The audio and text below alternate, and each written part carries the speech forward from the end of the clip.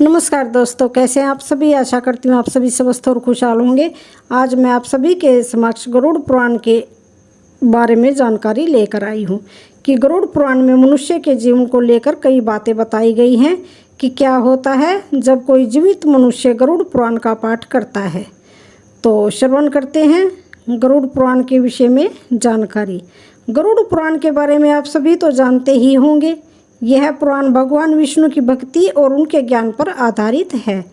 गरुड़ पुराण हिंदू धर्म के प्रसिद्ध ग्रंथों में से एक है। यह पुराण 18 पुराणों में से एक माना जाता है। गरुड़ पुराण में स्वर्ग, नरक, पाप, पुण्य के अलावा भी बहुत कुछ है। उसमें ज्ञान, विज्ञान, नीति, नियम और धर्म की बातें हैं। गरुड़ पुराण में एक ओर जहाँ मौत का रहस्य है तो वहीं दूसरी ओर जीवन का रहस्य भी छिपा हुआ है। गरुड़ पुराण से हमें कई तरह की शिक्षाएं मिलती हैं।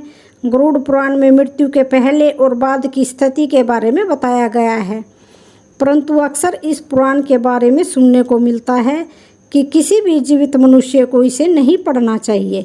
इतना ही नहीं, अधिकतर लोगों के मन में ये डर बिठा दिया गया कि अगर कोई जीवित मनुष्य इस पुराण को पढ़ता है या अपने पास भी रखता है तो उसके जीवन में हर समय अशुभ घटनाएं घटती रहेंगी। लेकिन ये गलत है, क्योंकि आज हम गरुड़ पुराण के बारे में आपको एक ऐसा रहस्य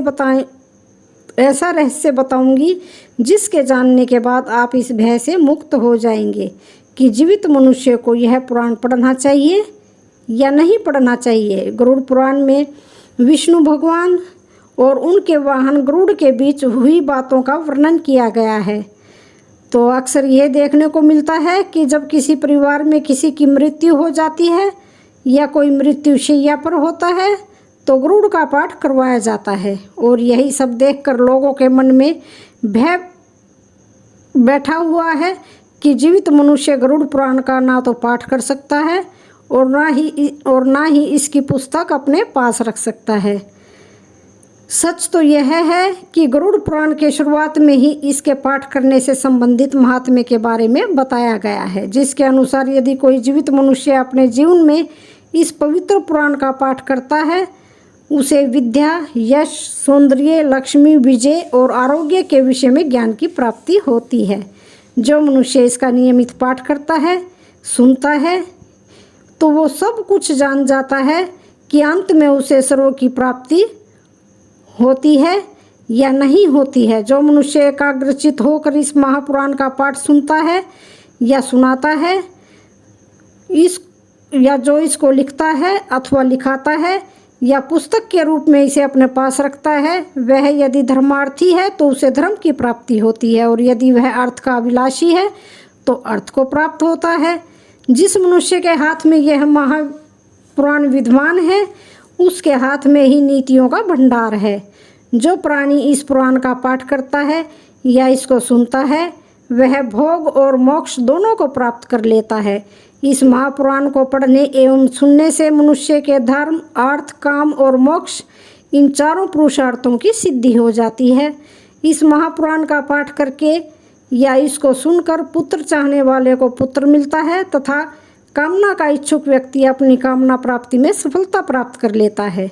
बंध्या स्त्री यानी बांझ स्त्री, जिस स्त्री को संतान सुख ना मिला हो, वह पुत्र, कुंवारी कन्या, सज्जन पति तथा भोग चाहने वाला भोग प्राप्त करता है। विद्यार्थी को विद्या, विजय गोषु को विजय, ब्रह्म हत्या इत्यादि से युक्त पापी पाप से विशुद्धि को प्राप्त होता है।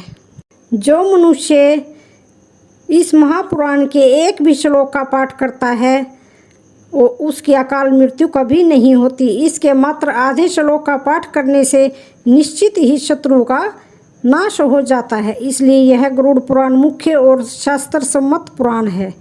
विष्णु धर्म के प्रदर्शन में गरुड़ पुराण के समान दूसरा कोई भी पुराण नहीं है। यह गरुड़ पुराण बड़ा ही पवित्र और पुण्यदायक है। यह सभी पापों का विनाशक एवं सुनने वालों की समस्त कामनाओं का पूरक है। इसका सदैव श्रवण करना चाहिए। जो मनुष्य इस महापुराण को सुनता है, इसका पाठ करता है, वह निष्पाप होकर यमराज की भयंकर यातनाओं को तोड़कर स्वर्ग को प्राप्त करता है। तो अभी आप ही बताइए कि ये कैसे संभव है कि कि अगर कोई मनुष्य अपने जीवन काल में इस पवित्र पुराण का नियमित पाठ करता है तो उसके साथ कोई अशुभ चीज़ हो। यह एक भ्रम है कि गरुड़ पुराण नहीं पढ़ना चाहिए, इसलिए बिना किसी भय के अगर संभव हो तो इस पवित्र पुराण का नियमित पाठ करें और अपने जीवन को खुशहाल बनाएं। इस महापुराण का नियमित पाठ करने से सबसे बड़ा लाभ यह है कि मनुष्य जीवन और मृत्यु के बाद होने वाले रहस्यों को बड़ी ही आसानी से समझ जाता है, क्योंकि गरुड़ पुराण में मनुष्य द्वारा जीवित रहते हुए किए जाने वाले कर्मों के बारे में बताया गया है कि कौन सा कर्म अच्छा है और कौन सा बुरा है। इसके अलावा इस पुराण में मृत्यु के बाद मिलने वाली सजाओं के बारे में भी बताया गया है। यानी कि ये कहा जा सकता है कि इस पुराण में वर्णित बातों को यदि संपूर्ण हम सभी अपने में आत्मसात कर ले तो हम एक अच्छे समाज का निर्माण कर सकते हैं। तो आज की ये जानकारी कैसी लगी? वीडियो अच्छी लगे तो चैनल को लाइक शेयर सब्सक्राइब जरूर करें। धन्यवाद।